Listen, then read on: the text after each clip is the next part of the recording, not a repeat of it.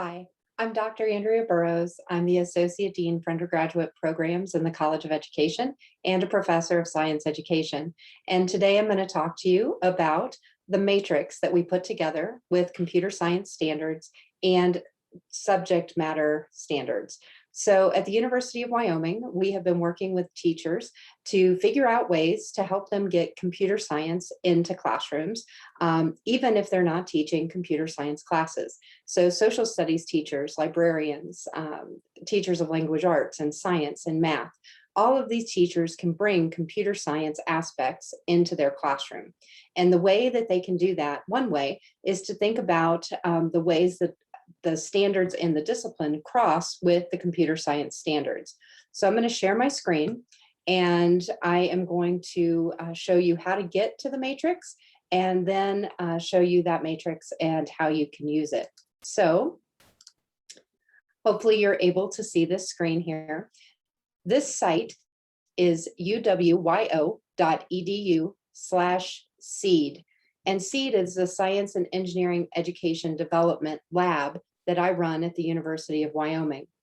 And you're welcome to explore the SEED site, but what we're going to do today is look over here on the side where it says past events. And if you click on past events, what you will see, you can scroll down, you can see a bunch of different professional developments that have happened in the past. Some of them happen on a yearly basis.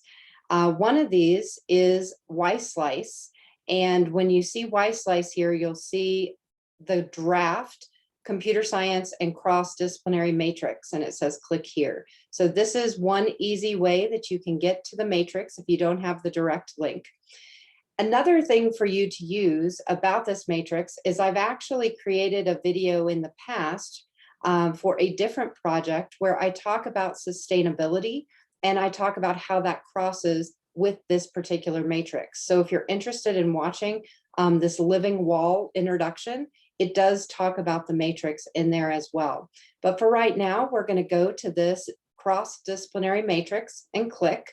And when we do that, what you will see is this pops up, and there are a bunch of tabs across the bottom.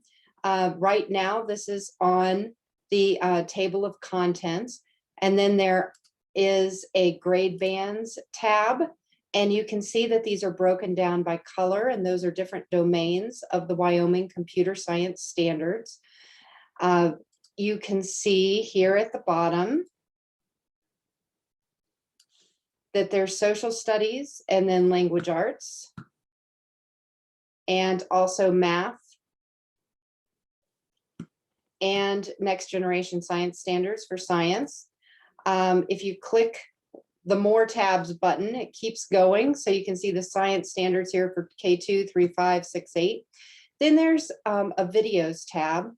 And this is, I think, a hidden gem. If you click on these videos, what you'll see are playlists here. And there is a high school 2 coming soon. Each of these playlists has multiple videos in it. So this represents about 20 videos right now. These videos are directly talking to teachers about the computer science standards and different things that you might want to consider doing in your classroom to help students understand those different standards. And then here we have CSTA, the Computer Science Teacher Association standards. So you can see what they have versus the Wyoming standards. And then ISTE, again, same thing. You can see their standards versus Wyoming standards. And then there's a resources tab. And this resources tab, we take anything that we find and anything that you give us, and we put it on this resources tab if you want to share information with each other. So this is always available to you. I'm going to just pick one subject area. So for right now, why don't we just pick, why don't we just do math 6-8? And when I pick math 6-8, you'll see that this says draft. And then over here on the side, these are the mathematics standards from Common Core. And then across the top, again, these are the domains of the computer science standards in Wyoming.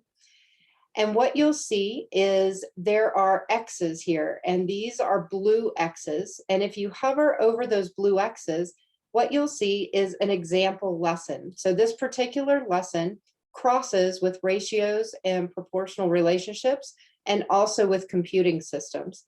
So if you were teaching something on a regular basis or year to year in math, let's just say it was something to do with equations, and then you'd like to also think It's about 12 ways to o'clock. cross that over with computer science, you can go to these different X's that are here and get some ideas of some lessons. And if you click on these, then that lesson will open and you can see that lesson.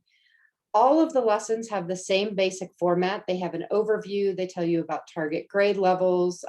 They talk about notes for educators, and then there's a table of contents. One of the things that I really like is that there are standards here, both for computer science and for the discipline that this particular matrix is talking about. So again, you can use this matrix with all of the different disciplines to see how it crosses over to computer science. This says draft on it because we are still in the process of adding more lessons. The lessons that you come up with, the lessons that others come up with as we continue working with people, all of those will end up here on this matrix. And since this is open access, this is a place where people can go to get ideas about using computer science in their classroom.